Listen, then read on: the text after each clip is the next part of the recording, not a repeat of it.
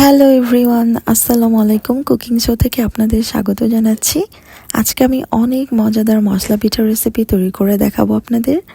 অনেকেই এটাকে নোনতা পিঠা নামে চিনে থাকে, তবে এটাকে আমরা মশলা পিঠা বলে থাকি। খেতে ভীষণ মজা এবং খুবই ইজি এটা মেক করা। এর জন্যে দেখুন আমি 1.5 গ্লাস পরিমাণ পানি নিয়েছি। আমি মেপে দেখাচ্ছি আপনাদেরকে, প্রত্যেকটা মেজারমেন্ট আমি দেখিয়ে দিব। 1.5 গ্লাস পানির মধ্যে আমার লাগছে 6টা কাঁচামরিচ।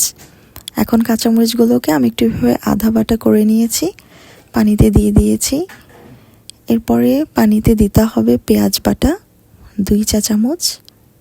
পরিমাণটা খেয়াল করবেন, 1.5 গ্লাস পানিতে 2 চা চামচ পেঁয়াজ বাটা দিয়েছি। আর আদা বাটা দিচ্ছি 1 চা চামচ, রসুন বাটাও 1 চা চামচ। আর লবণটা একদমই স্বাদ মতো দিবেন, দিয়ে পানিটা একটু চেখে নেবেন যে লবণটা লাগছে কিনা। তারপরে হলুদ গুঁড়ো দিবেন।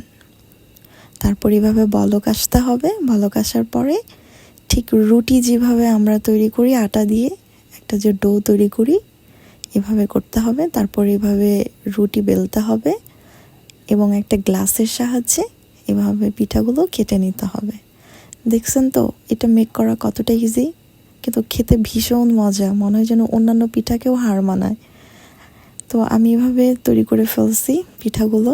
আর রুটি বেলার সময় এত বড় ডো নিতে হবে, এরকম মোটা করে, তাহলেই পিঠাগুলো হবে। এরপরে তেলের মধ্যে এগুলো ফ্রাই করে নেব। যখন একটা সাইড ভাজা হয়ে যাবে আর একটা সাইড এভাবে উল্টে দিব। এভাবে একটু লালচে করে ভেজে নেব, 3 থেকে 4 মিনিট করে ভেজে নিলেই হয়ে যাবে। দেখুন কত সহজেই তৈরি করে ফেললাম মশলা পিঠা। আর আমি এখানে কালিজিরা দিতে একদমই ভুলে গিয়েছি পানিতে, আপনারা 1/2 চা চামচ কালিজিরা দিয়ে নেবেন, তো ভীষণ মজা হয়। কালিজিরা দেইনি বলে একটু মজা কম লাগছে, যাই হোক আপনারা দিবেন।